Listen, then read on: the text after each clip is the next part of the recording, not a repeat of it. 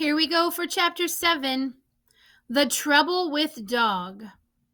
On Monday, Willie B. didn't meet me at the fork, so I walked to school alone. The schoolyard was noisy by the time I arrived, and I looked all around, but I couldn't see him. Mr. Gold rang the bell, and we all filed in. Then, like always, he called each name on the roll. Everyone knew that Willie B. never missed school, so we all turned when he didn't answer his name. Mr. Gold looked up too and raised his eyebrows. He hadn't brought up the Bible again since that first day, but I knew he sure didn't trust us yet either. William Bartholomew? He scanned the room to see if Willie B. was hiding somewhere. Does anyone know the whereabouts of young Willie B.? We shrugged our shoulders and looked at each other. Any of you see him this weekend? I spoke up. Yes, sir. His pa took us to Madison on Saturday, and Willie B. was just fine then. Thank you, Jamie. Well, I expect we can manage without him for once. Take out your readers and begin today's lesson. By the end of the day, I was sure something had to be wrong with Willie B. I ran down Morgan's Lane, figuring how fast I could get my chores done. Surely then Ma would let me check on him. At the fork, I stopped. Maybe I should go first and then get on home. Yes, that was the thing to do. I hurried on. At Willie B.'s, I didn't see anyone outside, so I stepped onto his porch and knocked on the door.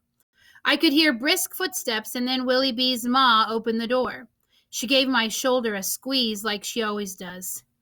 Well, hello, Jamie. I heard you boys made out real well in Madison. Why, $5 is a handsome sum of money for young boys to earn. Yes, ma'am. I told William that it was a splendid start to sell your pelts for such a good price. It certainly made the long trip to Madison well worth the time, now didn't it? Yes, ma'am. How's Willie B? Fine, just fine. How kind of you to ask. What I mean is, well, he wasn't at school, and I just thought maybe he was sick. Well, of course. That is just what you would mean, isn't it? No, he's fine. Dog isn't real perky, though. It's time for her pups. I keep telling him they will come, whether he stews or not, but you know my Willie B. He sets great store by that animal, and she's not having an easy time of it. He even talked his father into letting him stay out of school today to tend to that dog. Oh, there's my tea kettle. He's out in the barn, Jamie. She bustled off to the kitchen, and I hopped down from the porch and ran to the barn. When I stopped just inside the door to get used to the dim light, I could hear Willie B. I followed the sound of his voice and found him by the ladder below the loft. Dog was lying on her side in a bed of fresh hay, her nose on Willie B.'s leg. He was stroking her head and talking gently to her. Sorry, boys and girls, if this is kind of breaking up. I had a little tickle in my throat, so I had to pause it. I knelt down in front of them and reached out to pat Dog. She raised her head, bared her teeth, and growled at me. I snatched my hand back. Leave her alone, Jamie. What's wrong? She's hurting. Now leave her alone. Pa says sometimes the first litter is real hard on a dog. Did you call for Doc Carlson? Willie B. didn't answer. Well, did you? He scrubbed the back of his hand across his eyes and shook his head no. Dog began to moan, and Willie B. stroked her head. It's all right, girl. You'll be all right. She began to tremble, and the moans turned into little yelps. I'll get Doc.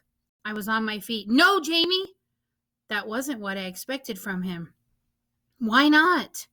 He took a deep breath. Doc has to charge, and there's no money for that. He turned back to Dog and rubbed one of her ears between his fingers. I made myself offer. What about our money? Slowly he looked up at me. Pa said no. That money's already spent. Said whatever happens, happens. A tear rolled down his cheek. Then I'll get your pa. And I didn't wait for him to answer. Willie B.'s pa lowered himself down into the hay and put his big hand on Dog. She growled at him too, but he didn't move. He spoke real low, and though I couldn't hear what he was saying, Dog quieted down. Boys, clean rags. We were off like a shot. When we got back, Willie B's paw had one hand on Dog's back and was rubbing her swollen belly with the other. "Pa, don't hurt her." "Got to turn this pup, son. Hold her head."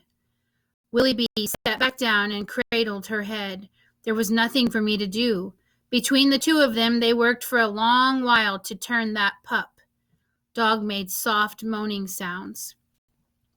What he means is that one of the puppies inside of Dog was not turned the right way to be born, and so Dad had to turn the puppy while he was inside of Dog.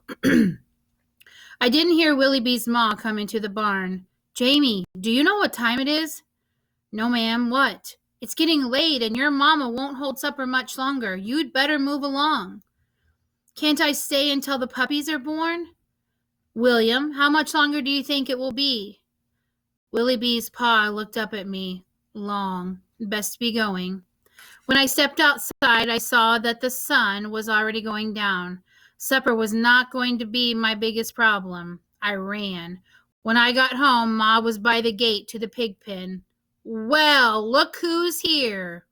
I could tell her jaw was set. She was angry. "And just where have you been?" "Ma, I can explain. You had chores to do." "Ma, I'm sorry. It's just that Dog is having trouble with her puppies, and I stayed to help. I should have come right home. I know that. I'm sorry. I won't ever do it again."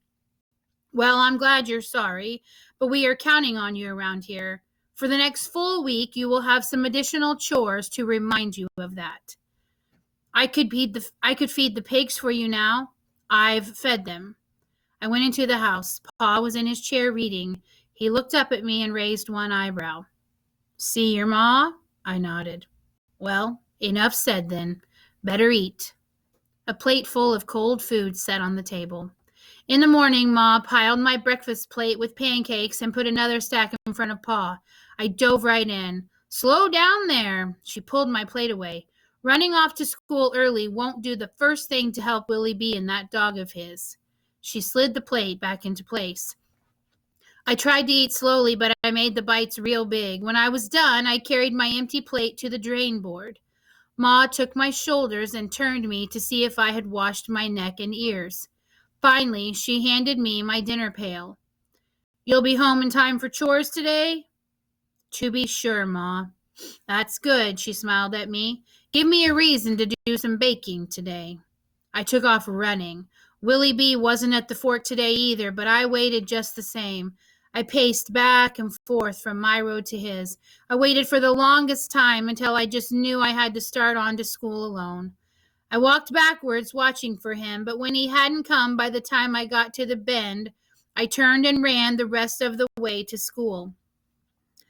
The yard was already empty, and I took the steps 3 at a time. I slipped onto my bench just as Mr. Gold called my name. All right, I'm going to leave the last 2 pages for you. Be sure that when you're reading these 2 pages, that number 1, you're reading them out loud.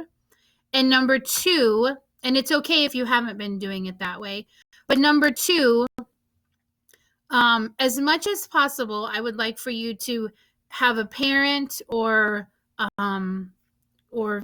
older sibling that's watching the words while you are reading, just to be sure that you're not pronouncing any of the words wrong. I know that a couple of times some of the words can be tricky. So it's better if someone's watching the words that you're reading to be sure that you're getting the right pronunciation. All right, see you tomorrow.